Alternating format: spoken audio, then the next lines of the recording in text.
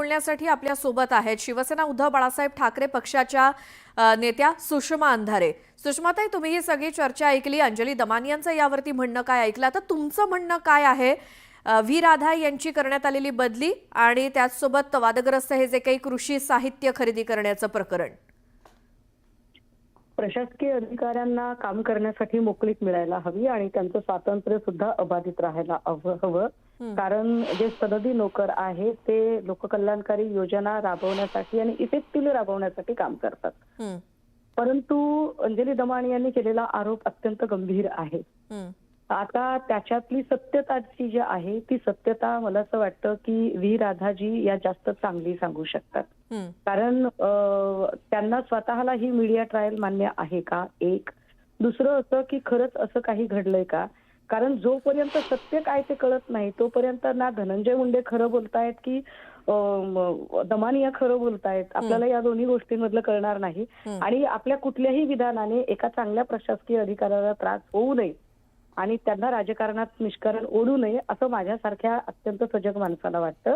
हा एक भाग आहे. दुसरं असं की ज्याच्यात आता ज्या डीबीटी आणि त्या सगळ्यांचे मुद्दे, कारण मी सुद्धा त्या PILच्या संदर्भाने ऐकल्यावर त्याची काही ऑनलाईन माहिती जेव्हा काढायचा प्रयत्न केला आणि अत्यंत तटस्थपणे बोलायचा प्रयत्न केला तेव्हा असं लक्षात आलं की हा तो कोणी पडगिलवार आहे ज्याने ती याचिका दाखल केलेली होती आणि ज्या याचिकेचा 5 जुलै 2024 ऑनरेबल कोर्टच्या मुख्य न्यायाधीशांच्या बेंच समोर ज्याची सुनावणी झालेली आहे त्या बेंचने त्यांना सांगितलेलं होतं की तुमचं काय म्हणणं आहे.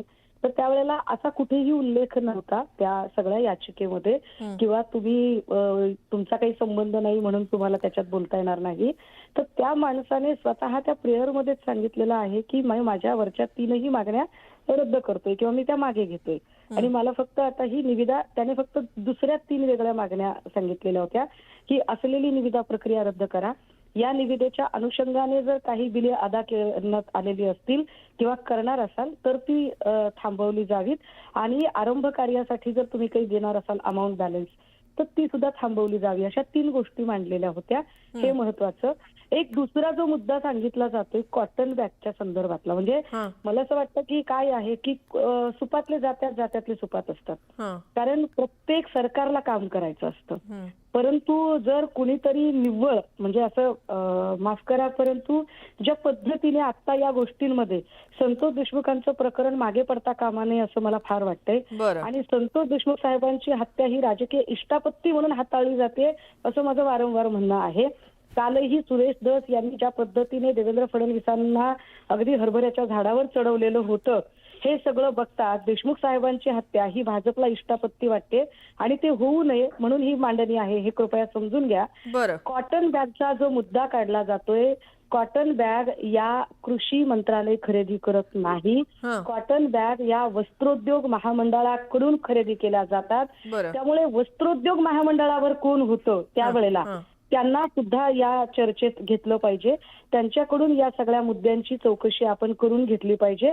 हे फार उल्लेखनीय आहे आणि त्या संबंधाने बोललं गेलं पाहिजे. बरं, आणखी एक सुषमाताई, आता चर्चा अशी आहे की व्ही राधा ज्या आहेत त्यांचा या सगळ्या कृषी साहित्य खरेदीला विरोध होता, कारण ऍक्च्युअल किमतीपेक्षा जास्त किमतीमध्ये हे जे काही साहित्य खरेदी केलं जात होता त्याला कडाडून विरोध केल्यामुळे या कारणामुळेच त्यांची तडकाफडकी बदली करण्यात आली आहे. एक्झॅक्टली ताई, मला याच्यावरच बोलायचं आहे की मी विसरले, सॉरी, हे बोलताना व्ही राधांच्या बाबत काय घडलं हे व्ही राधाच सांगू शकतात. मुळात आता आपण काहीही बोलणं हे व्ही राधांना पुढे सुद्धा राजकीय लोक अडचणीत आणू शकतात का. कारण मी स्वतः प्रशासकीय अधिकारी म्हणून काम केलेलं आहे. त्यामुळे या सगळ्यांमध्ये जर त्यांना कुठल्याही प्रकारे अडचण होणार असेल तर त्यावर आपण स्वतः कुठलीही माहिती नसताना भाष्य करणं टाळलं पाहिजे असं मला वाटतंय. पण एक जोडून सांगितलं पाहिजे, व्ही राधांची तडकाफडकी बदली होत होती असं आपण गृहीत धरू आणि धनंजय मुंडे अधिकारांचा गैरवापर करत होते असंही आपण गृहीत धरू. पण याचा दुसरा अर्थ असा आहे की मग एकनाथ शिंदेचं काहीच चालत नव्हतं का. मग एकनाथ शिंदे मुख्यमंत्री म्हणून निव्वळ गुळाचा गणपती म्हणून बसवलेले होते का. मग एकनाथ शिंदे आणि देवेंद्र फडणवीस या दोघांच्या पेक्षा आणि दुसरे तिसरे DCM अजितदादा यांच्याही पेक्षा धनंजय मुंडे हे अधिक पॉवरफुल ठरले होते का. म्हणजे हेही मुद्दे चर्चेला आले पाहिजेत.